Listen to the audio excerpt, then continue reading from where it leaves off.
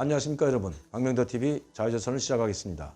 문재인 대통령이 1월 18일 신년 기자회견을 열었습니다. 그리고 기자들과의 질문에 대답하는 형식으로 약 2시간 동안 대화를 진행했습니다. 문재인 대통령은 이번 기자회견에서 남북관계 문제를 소상히 밝혔습니다. 북한의 핵은 어떻게 되든지 북한의 핵을 포기하든 안 하든 북한 핵 포기에 대해서는 김정은이 북한 핵을 포기할 의사가 있다는 기존 입장만 재확인했고, 남북관계 문제에 대해서는 한반도 평화 프로세스를 계속 진행시키는 방향으로 나가겠다고 밝혔습니다. 또한 북미 대화를 한국이 주도하겠다는 이야기도 했습니다. 그런데 여기서 중요한 문제가 있습니다. 문재인 대통령의 발언을 보면 김정은 정권이 북한의 핵을 포기하든 하지 않던 남북관계를 계속 발전시켜 나가겠다는 것이 기본 취지입니다. 그런데 김정은은 이미 대남 협상을 어떻게 해 나갈지에 대해서 분명하게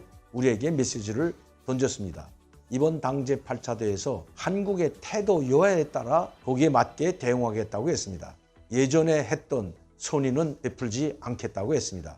그 예전에 베풀었던 선의라는 것은 문재인 대통령과의 3번의 정상회담과 북한이 한국의 요구에 모두 순응했다는 것으로 풀이될 수가 있는 부분입니다. 즉, 우리는 선의를 가지고 한국 정부를 대했지만 그들은 우리의 선의를 무참하게 짓밟았다는 것이 김정은의 이번 당제 8차 대회에서 대남 메시지의 기본이라는 것입니다.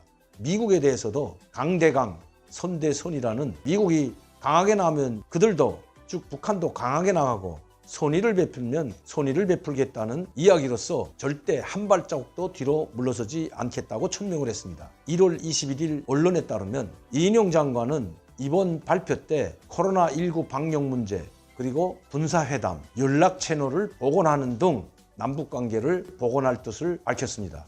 그런데 김정은은 분명히 우리 정부의 방역 문제나 금강산 개별관광 문제나 인도적 지원 문제 같은 비본질적인 문제를 집어치우라고 강하게 요구하고 있습니다. 그런데도 우리 정부는 거기에 대한 대책은 없이 기존에 했던 앵무새적인 발언을 되풀이하고 있다는 것입니다. 과연 얼마나 김정은이 이인영 장관이 발표에 호응할지 지켜볼 문제입니다. 그런데 북한은 기존에 있던 대미 협상 라인과 대남 협상 라인을 모두 숙청했다는 데 문제가 있습니다.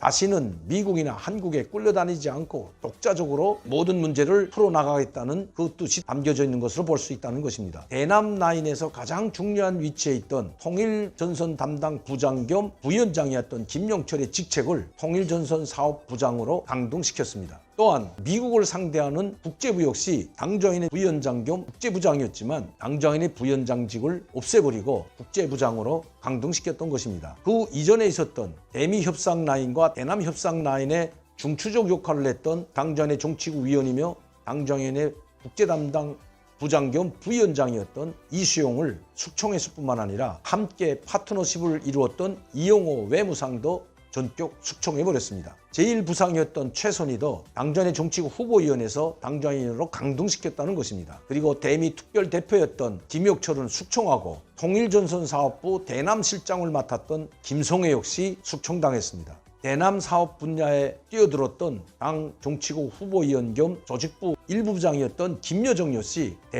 대미 사업의 실패의 책임에 쓴맛을 봤던 것입니다.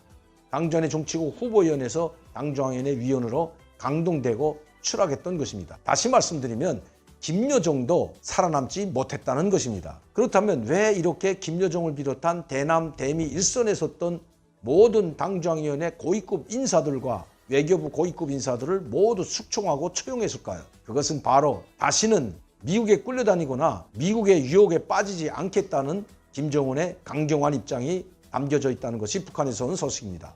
대남 라인 역시 마찬가지입니다. 김용철을 강등시키고 대남 라인 전체를 숙청한 것은 한국 정부에 끌려다니지 않겠다는 김정은의 강경한 입장이 반영된 것이라고 볼 수 있다는 것입니다. 제가 여러분들께 항상 말씀드렸던 것처럼 김정은은 3년간 문재인 정부를 상대하면서 문재인 정부의 실체를 분명히 깨달은 것 같습니다. 즉, 문재인 정부 혼자서는 북한의 핵 문제를 주도할 수 없을 뿐만 아니라 중재자적 역할도 제대로 수행하지 못한다는 것을 알았기 때문이라고 볼 수 있습니다. 여기에 놀아놨던 즉 한국 정부, 문재인 정부에 놀아났던 대남 라인과 대미 라인을 전부 숙청하고 교체한 것이 그 증거가 될 수가 있다는 것입니다. 지금 당좌인의 국제 담당 비서와 대남 비서, 즉 통일전선 담당 비서를 없애버린 것은 그만큼 김정은이 직접 챙기겠다는 의지가 반영된 것으로 볼 수 있습니다.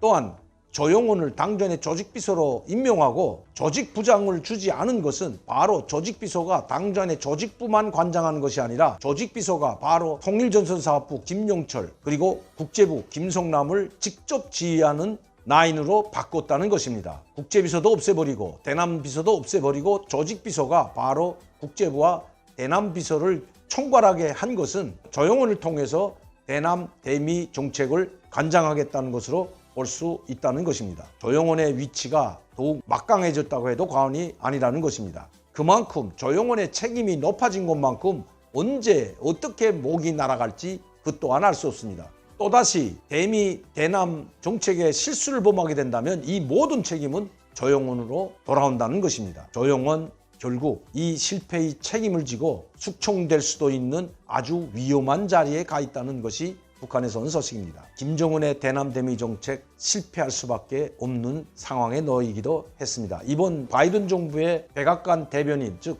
젠 샤키 대변인의 첫 브리핑이 북핵 정책을 다시 재검토하고 다시는 실수하지 않겠다는 브리핑으로 시작됐다는 것, 김정은에게는 가장 치명적인 소식일 수도 있다는 것입니다.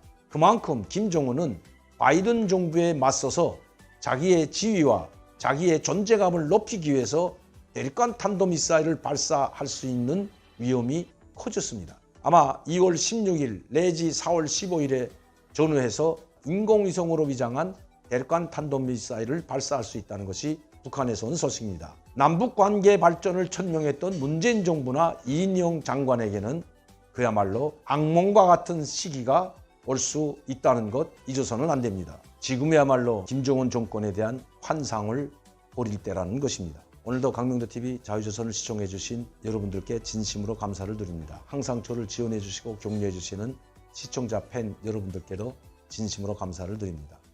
감사합니다.